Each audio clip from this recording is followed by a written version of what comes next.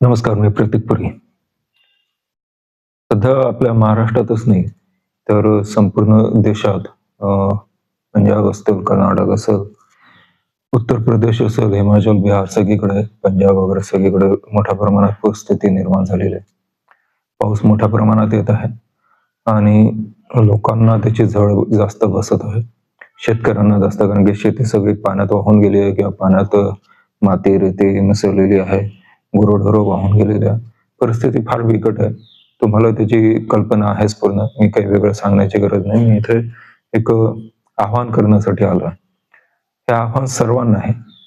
मला धरून आहे, तुम्हाला धरून आहे, सर्वांना, ज्यांना शक्य होत असेल त्यांना, की तुमच्या सभोवताली, तुमच्या आसपास जिथे स्थानिक जे या परिस्थितीत सापडले असते, अडकले असतील, त्यांना जेवढी शक्य तेवढी मदत करता येत असेल, तुम्हाला आर्थिक मदत करता येत असेल किंवा सामान देऊन मदत करता येत असेल, कोणाला आसरा देता येत असेल तुमच्या घरी किंवा इतर कुठल्याही गोष्टीची, बाकी काही नाही करता आलं, निदान सांत्वनाचे, प्रेमाचे, धीराचे 4 शब्द जरी तुम्हाला बोलता आलं तरी ते देखील फार मोठी मदत होईल या लोकांसाठी. माझी सर्वांना अशी एक विनंती आहे, एक आव्हान आहे, की तुमच्या आसपास जे लोक असतील की ज्यांना या पुराच्या झळा बसलेल्या असतील, तर तुम्ही एक सामूहिक प्रयत्न करून सध्या व्हॉट्सअपवर किंवा आपण फेसबुकवर सहजपणे संपर्क साधू शकतो, लोकांचे ग्रुप तयार करू शकतो. तर असं काही करून एका नियोजनबद्ध पद्धतीने या लोकांची मदत करता येत असेल तर तशी करावी. सरकारकडून फारशा अशा धरण्यात काही म्हणजे काय आशा करावी त्यांच्याकडून मला माहित नाही. कारण की राजकारण करू नये असं ते म्हणतात, तर त्यामुळे सध्या राजकारणाचा विषय आपण बाजूला ठेवूया.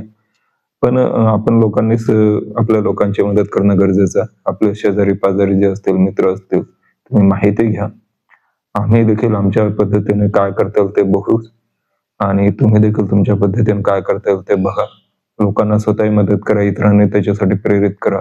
शक्य असेल तर स्वतःहून जा किंवा आपल्या कोणा संबंधितांच्या माध्यमातून, मित्रांच्या माध्यमातून जर मदत करता येत असेल तशी करा.